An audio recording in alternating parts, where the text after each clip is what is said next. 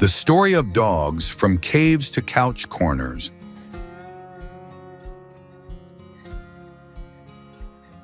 Part 1. The beginning, when wolves watched fires from afar thousands of years ago.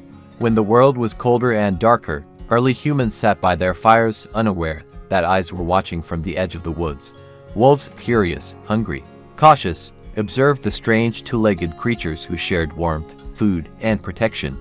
One bold wolf crept closer, not with teeth bared, but with eyes soft and hopeful. It wasn't just hunger that drove it forward. It was the start of trust. It was in that quiet moment, near the flickering firelight, that something ancient stirred. Two different species, predator and prey, began to change the course of each other's destiny forever. Part 2. Companions through hunt and hearth. As seasons passed, that lone wolf stayed. Then came its pups, born closer to the fires, less wild, more curious. Humans noticed. They gave scraps. In return, the dogs, no longer wolves, barked warnings, guarded camps, followed hunters through frost and forest. The bond grew stronger. They slept by our feet, ran beside our footsteps, shared our victories and losses. They became more than just animals.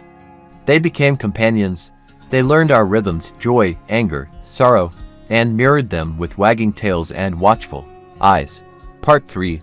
Loyalty carved in time. Empires rose and fell. Cities bloomed where forests once stood, but dogs remained. They pulled sleds through icy wilderness. They guarded shepherds' flocks under starlit skies. They ran messages through war-torn lands. They waited by the door, day after day, until their human return. No matter how far humans evolved, from spears to smartphones, the dog was always there, not just as a servant of man, but as a symbol of loyalty, of unconditional love that never asks why, only when will you return. Part 4.